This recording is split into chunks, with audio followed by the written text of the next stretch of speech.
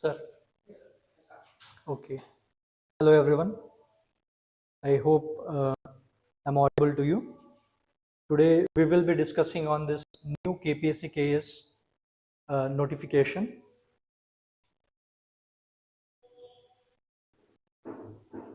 Yes. So as you can see, this notification is named as KPSC KAS notification 2026 and 27.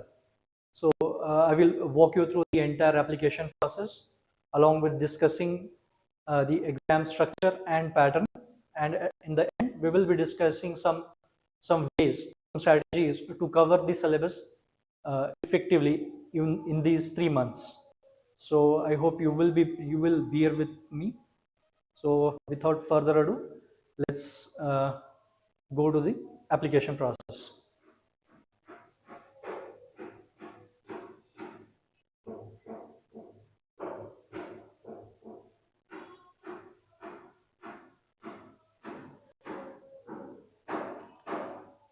Yes.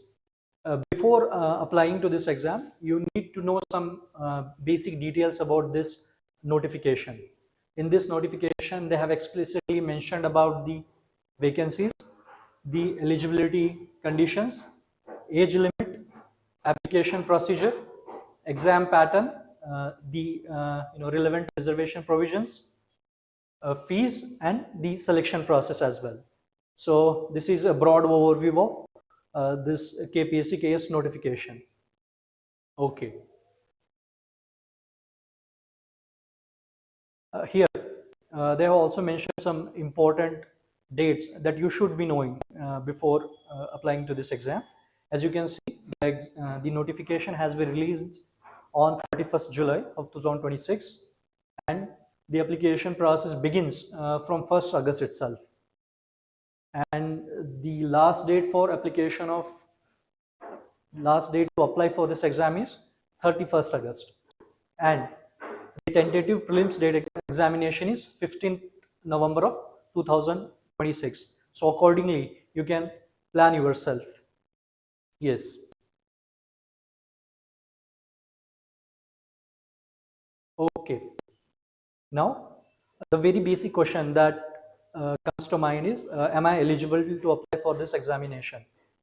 So, in point 6, page number 9 of the notification, they have given the details of eligibility criteria that you must be referring to before applying.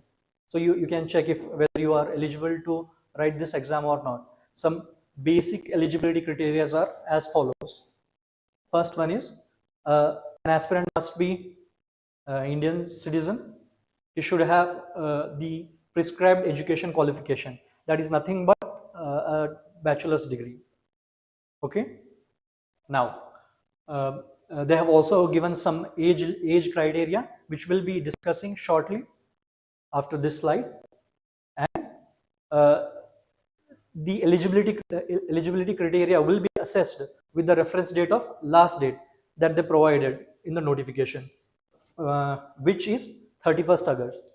So this will be the reference date to assess whether you are eligible for this examination or not. Okay. And there are some services in this entire examination which require some sort of physical fitness. So which we'll be discussing here later. And if you want to go ahead, you can refer these physical fitnesses in point 11 and page number 12 of the notification. I will just show you how to access this specific point and page number. So first open the notification.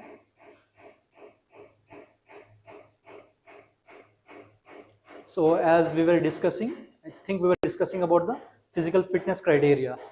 So that is point 6.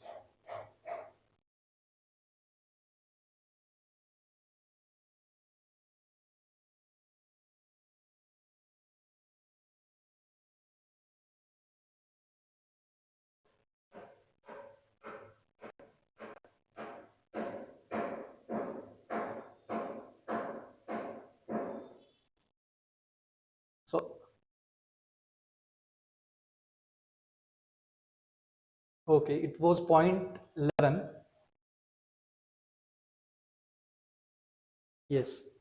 So as I mentioned earlier, for only specific services, they are requiring for some physical fitness aspects. So here are the physical fitness eligibility criteria.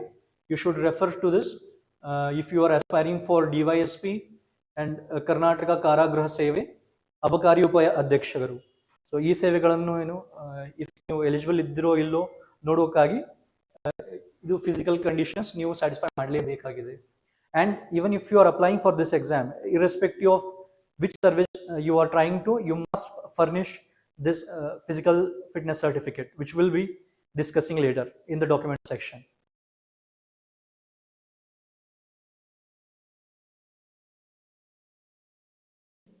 Okay, so far we discussed this point.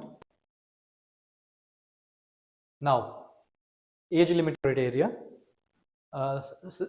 The point 10 and point 10, page number 11 of this notification corresponds to age limit criteria. They have explicitly mentioned that the minimum age for to give this exam is 21 years, and the maximum age limit varies based on your category. But for the general merit, it is 40 years, and for category 2A, 2B, 3A, 3B, it is 43 years. Category SC, ST, and category 1, it is 45 years. They also provide some age relaxation for specific category of people like ex-servicemen, widows, and PWD candidates. So for more details, you can refer to point 10, page number 11. Okay. Now the next question comes to mind is which document should I be referring to assess my present age? So the document is SSLC or equivalent certificate, that is basically 10th class. So for confirmation, you can refer to point 10.3 of the notification. Yes. Now, the educational qualifications.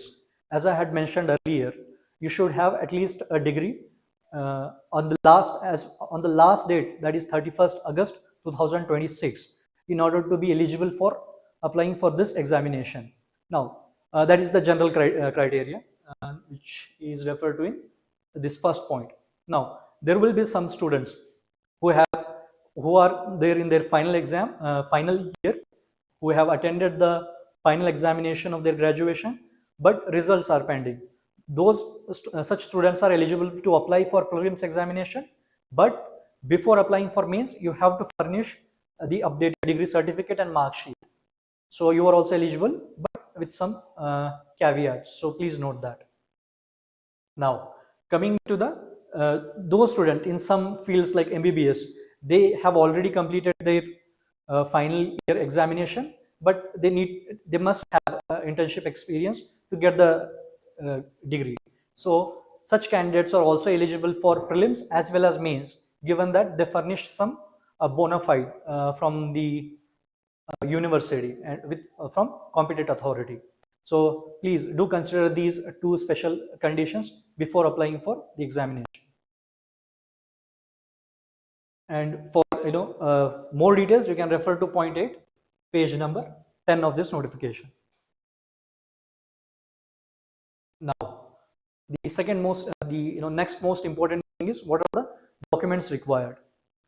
Okay, the point corresponding to document is point 16, that is on page number 28. They have given a complete list of documents that you must furnish. You see these documents, you ensure that you have these documents even before you begin the process. Otherwise, in between, if you realize that you do not have a particular document in the prescribed format, then there will be some lag in the application process. So you just even before starting this application process, please ensure that these basic documents you must have. Okay, so as you can see, the first very important document is SSLC or equivalent certificate. And the second one is degree certificate or some bona fide if you are in final year or in internship. Now, the third document is Aadhaar or any photo ID. Just refer to the list of photo IDs that KPSC prescribes. Okay, and for that you can refer to point 16. Photograph, the latest photograph. So far, I think they have not mentioned the date, any specific date like the UPSC does. So you can try to ensure that you have a recent photo, because as you know, the KPSC exam tend to extend over a period of at least 2 years. So if you have an old photo, so it will already be so much older. So please ensure a latest photo and signature. They have not prescribed any specific signature format like the UPSC does. So just have a clean signature, okay? And the category certificate. If you want to avail the reservations, you must have the category certificates, which they have mentioned in some points. We will discuss it later. And they have prescribed some format that you must be furnishing a certificate in that specific format. Okay. Now, rural certificate, Kannada medium certificate, and HK Hyderabad. If you belong to the region of Hyderabad, Karnataka, and you want to avail the reservation, you can furnish this certificate as well. And PWD certificate and physical fitness certificate, the one that we discussed earlier. So, it's not, and for the application, it's not specific to those services for now. Even for a general application process, you must have this physical fitness certificate. Okay. Yes. Now, as we discussed in document section, there are some reservations given by the KPSC to check whether you have you are eligible to avail those reservation benefits. You can refer to point 4, point 13, point 4 to know like what type of reservation given by the KPSC, and point 13 to know specific certificate formats, because there are like a lot of certificate formats. It's better to have the reservation certificate or other documents in this prescribed format. It helps a lot. Okay, so we'll just glance over what are the reservation categories mentioned in KPSC KAS notification.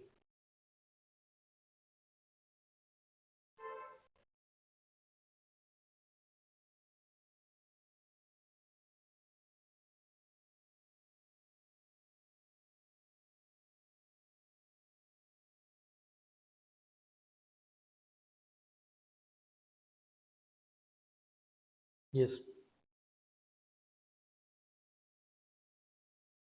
Okay, these are the ಇಲ್ಲಿ ನೋಡಬಹುದು ನೀವು ಸ್ವಲ್ಪ ಕ್ಯಾಟಗರಿಗಳಿಗೆ reservation ಕೊಡ್ತಾರೆ. So if you are eligible, you can consider availing the reservation benefits of this examination. As you can see, there are 1 2 3 4 5 6 7 8 9 10 11 12 13 14 reservation categories, and accordingly you have to furnish the documents. As I mentioned, they have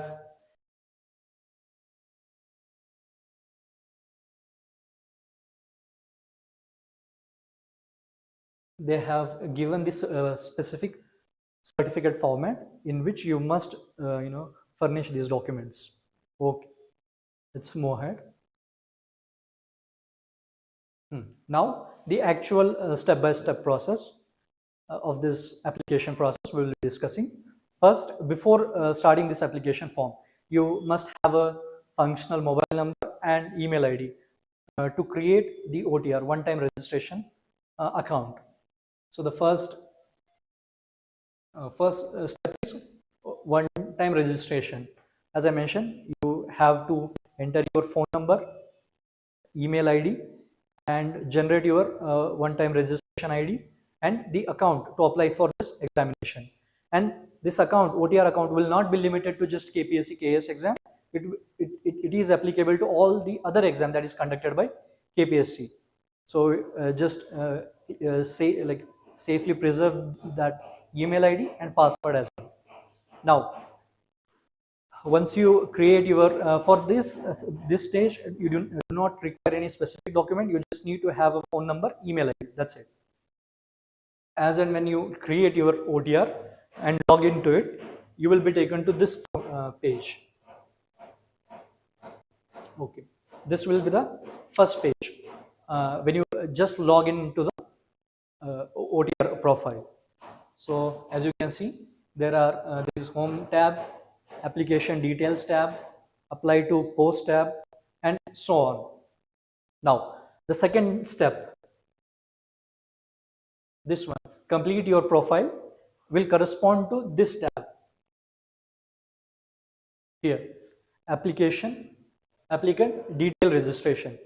There are 6 fields that you must fill in detail. Here the first field is of personal details.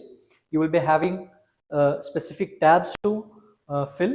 So you just go through once. You like it's very intuitive, and you will be able to understand like what kind of details they are asking for.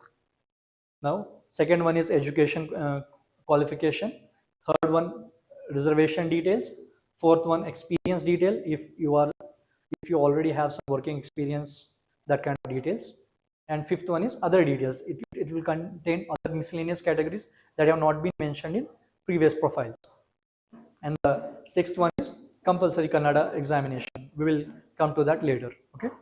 So please just after you open your OTR, just glance through these sections. So you will have a better idea before actually filling the form.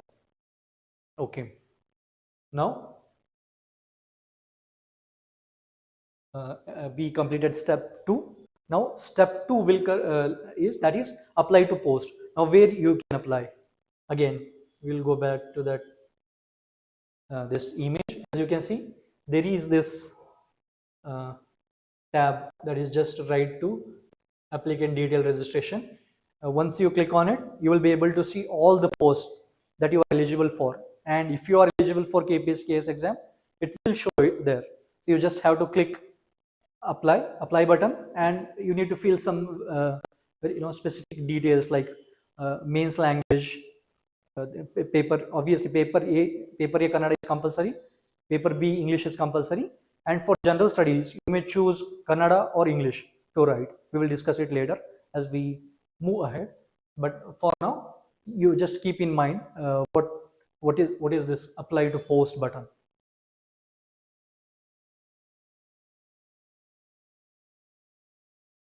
Okay, and the fourth step is once you click the apply to post button, before application you have to before submitting the application you have to pay the fees.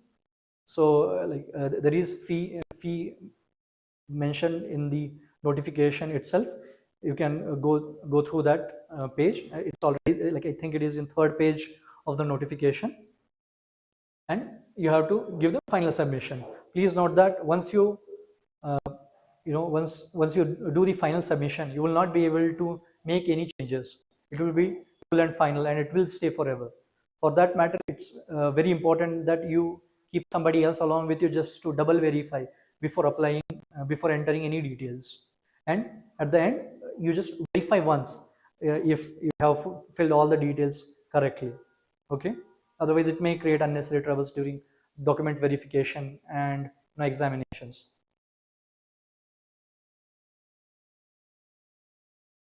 Okay, these are some common mistakes that you should avoid for filling of the application. Do not wait for up until the last date. Even the KPSC itself has mentioned in their notification that if you face any glitches in the last day of application, they are not responsible. So from their side also they have made the clarification. So avoid this, and it is very obvious that you must enter correct information, personal details, and all the educational details, because those will form base of your profile. And upload clear photographs. They should be clear, otherwise it will be very difficult to assert your identity. And for availing reservation benefits, you must have the valid documents, otherwise your candidature will be rendered useless. Now, okay, this is a very important step. Please verify your information before pressing the final submission. Like, as you see, the procedure is very lengthy. You may get fatigued at the end of this application, and you may overlook this this final overview PDF. So avoid that and thoroughly verify your informations. Only then press the final submission.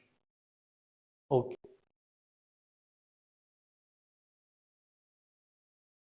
Now, let's now we'll move ahead to discuss the actual exam pattern of KPSC KAS examination. I have taken these details from point 2, point 12, page number 13, and I will be referring to that page to give you a very detailed syllabus analysis of KPSC examination. As you can see, the entire process of KPSC exam is divided into 3 stages. Stage 1 corresponds to prelims examination. Stage 2 corresponds to mains, that is also known as written examination, and stage 3 personality test. Okay, well, now we will go step by step, stage by stage to this exam pattern.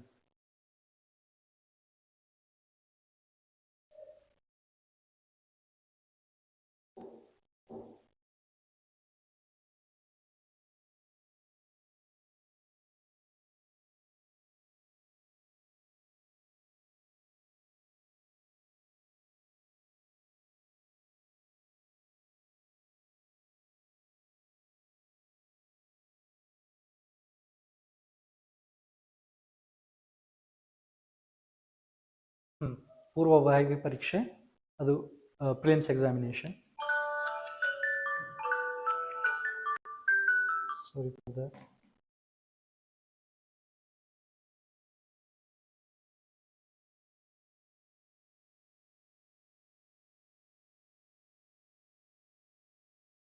Okay. Now we will discuss the entire exam pattern stage by stage. As you can see, first stage is known as Purvabhavi Pariksha in Kannada, that is prelims examination. And this Purvabhavi Pariksha has 2 papers, paper 1 and paper 2. Paper 1, each of these papers are of 200 marks, and each of them contain 100 questions. And each, as you can deduce yourself, each question has 2 marks. Now, there is a very sharp distinction between KPSC exam and UPSC exam. In KPSC exam, both papers, paper 1 as well as paper 2, are considered for assessing the eligibility in prelims. Both marks of both of these papers are added, so the total marks of stage 1 is 400 marks. So both papers are equally important. Both papers have equal weightage on your prelim selection. And one really good thing about KPSC exam pattern is that they have given the actual weightage of each subject in both in this prelim stage. As you can see, ರಾಷ್ಟ್ರೀಯ ಮತ್ತು ಅಂತಾರಾಷ್ಟ್ರೀಯ ಪ್ರಾಮುಖ್ಯತೆಯ ವಿಷಯಗಳನ್ನು ಒಳಗೊಂಡಂತೆ ಸಾಮಾನ್ಯ ಅಧ್ಯಯನ, that is general knowledge, we have 40 questions and 80 marks. Similarly, humanities subjects, humanities are nothing but art and culture, history, geography, Indian society, overall 60 questions and marks are 120 marks. So this is paper 1 of prelims. Now, paper 2 of prelims has, as I said, 200 marks, 100 questions, and the weightage distribution is as follows. General studies related to state importance. So in paper 2 of this prelims, most of the questions will be corresponding to state affairs. So you will have an idea like how to allocate your time based on this weightage. Now, general science and technology, environment and ecology, and the last one is general mental ability. So this one is nothing but aptitude. As you can see, question paper will be available in both Kannada as well as in English. Now, the standard of mental ability, that is aptitude, as we discussed here, this one, 30 questions will be related to 10th standard. So you must have this aptitude up to the level of 10th standard. They have given some general criteria that they will be following. They will select 15 students, 15 is to 1 is to 15 ratio for from prelims examination for mains. So this is the ratio that you should keep in mind, so that you can assess the competition level in this KPSC KAS exam. Yes, there is also negative marking for prelims examination, but it is less than UPSC. In UPSC, they will deduct 1/3 marks for each question, whereas in KPSC they will deduct 1/4, that is 0.25 of that of the marks of that specific question. That is nothing but 0.25 into 2, 0.5 marks in negative marking.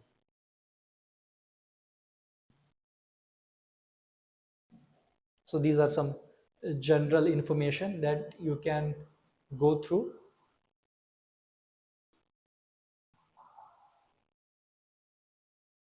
Okay, as you can see, they have given detailed syllabus of paper 1 and paper 2 of prelims examination.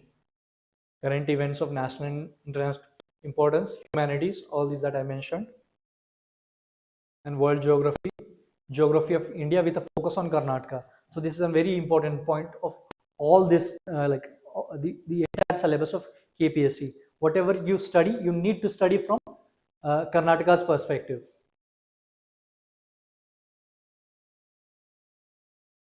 Same, Indian polity and economy. They have given it in very detail. Same thing for paper 2 as well. Current events of state importance and important state government programs. We'll discuss it later. I will give you some idea how can you cover all these things in an efficient manner. This is general science and technology, environment and ecology, and what all these entail. I have given it in a detailed manner. You can go through all this. So here is the general mental ability syllabus. It will contain comprehension, logical reasoning, analytical ability, decision making, problem solving, basic in numeracy, data interpretations. They will contain their specific charts, graphs, tables, and all. So go through this specific syllabus. Okay, now we come to the Mukhya Pariksha, that is mains, written examination. As you can see here, there are in total 1, 2, 3, 4, 5, 6, 7 papers, 2 of which are qualifying nature and 5 of which are compulsory papers. So the qualifying papers each will be of 150 marks and the duration will be 2 hours. So, and the qualifying marks that you must be getting to get qualify this language paper is 52.5 marks. So try to get at least, aim for at least 60-70 marks. So in order to maintain that marginality. Now, there are, as we discussed earlier, there are 5 compulsory question papers, each corresponding to 250 marks and the duration of 3 hours. So this is the exam pattern of mains examination. See, they have given a link for detailed syllabus of mains examination, but so far the link is not operating, it's inoperative. But you can get the detailed syllabus of this mains detailed syllabus from internet. There are a number of websites that provide detailed syllabus on KPSC mains examination. Now the third stage is, they have included it in written examination itself, that is personality test. It will correspond to 25 marks. So it has not so significant weightage, but it has some, like obviously you have to go for document verification during the personality test. Yes.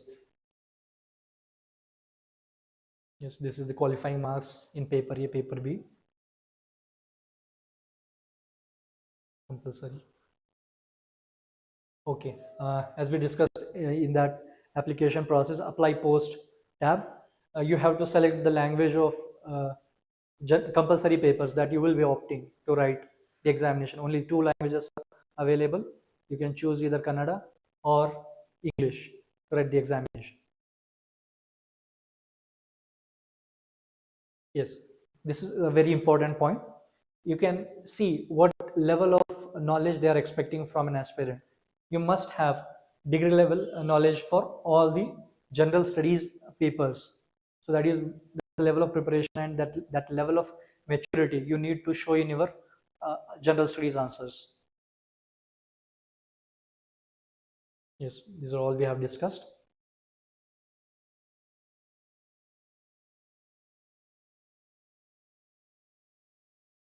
Okay, they have also given the weightage of written as well as personality test marks. It is nothing but whatever marks you will be getting in mains will be kept as such. Whatever personality marks you will be getting in interview, they will be kept as such and added.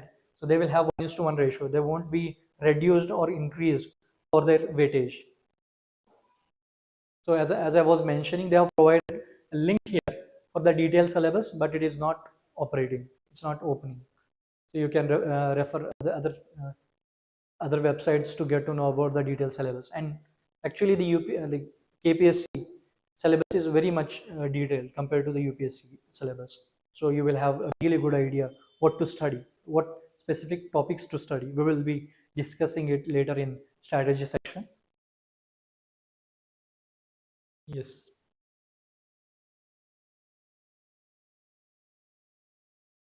Yes, that is it.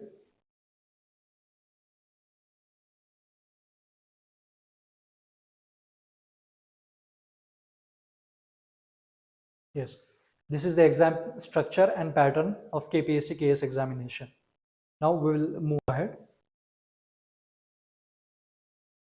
Okay. Now this is the number of attempts you will be getting based on the category, reservation category to which you belong. But for the general merit, you will get at max 5 attempts. And for category 1, 2A, 2B, 3A, 3B, you will get 7 attempts. And for SC, ST, it is unlimited attempts. Yes. Now, what will be considered as an attempt? Just by filling an application, if you fill an application, that will not be considered as an attempt. You must write at least 1 paper of prelims to count that specific act as an attempt in KPSC KAS examination. Okay. Now we will be discussing the preparation strategy. First, go through whole syllabus. It's already very much detailed. It will take some time, take like one or 2 hours to go through whole syllabus, both prelims as well as mains. Just go through and you will get a good idea what to look for. And the second very important point is go through PYQs. Questions tend to repeat themselves, that to verbatim. For example, there is this management, like resource management subject in paper 2, I think. There, okay, if you feel you have less time or if you feel you have not at all studied it earlier, you can just go through PYQs, get a model answer, only study those concepts that they have been asked in PYQs. So that is one way of approaching some obscure topics. And the second reason why you should go through PYQs is for the current affairs. See, as you see in this KPSC exam, there are 3 levels of current affairs that you should be knowing: international affairs, national affairs, and state level affairs. But it becomes too much to handle. So how you should go about? First, go through PYQs, get an idea what kind of question they are asking from PYQs. Let's say they are asking from some art and culture award. So what kind of specific award they are asking? Try to link that year's answer with today's, like the present current affairs answer. Let's say they have asked about Sahitya Academy award of 2020. Now you must be aware of that Sahitya Sangeet Academy Award of present year, that is 2026. So that is one use of going through PYQs. Now, the third step, you should go through all the basic subjects. Basic subject in the sense, the humanities subject that they mentioned. Polity, economy, history, geography, Indian society, and so on. They have specifically made mention, given a detailed subject of, like, syllabus of these subjects. Now, some very important high yielding documents you should consider, like, not just consider, they are like indispensable for this exam preparation, is budget summary and economic survey, like especially for paper 2, those 80 marks, and also some interlinking areas. You must go through these documents, that is budget summary, Karnataka's budget summary, latest budget summary, as well as economic summary. If you are not getting these documents readily, what you can do is you download the actual budget as well as economic summary, feed it into some AI model, say Gemini or a ChatGPT, use their research feature and get a detailed PDF. You need not go through these documents page by page, because they are very bulky and you won't be able to, and technical in nature, you won't be able to understand them or complete them easily. For that matter, take help of these AI models. They are very efficient in these tasks. So these are some high pointers that I can give you as of now. So we are at the end of our presentation. Any questions?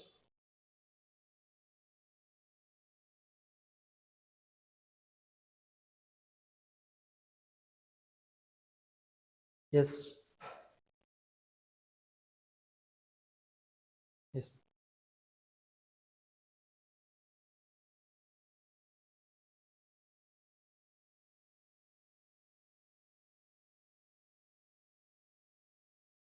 Yes. Okay. If you have any questions, you can just mention in the comment section. We will try to answer it as soon as possible. And all the best for the examination. Thank you.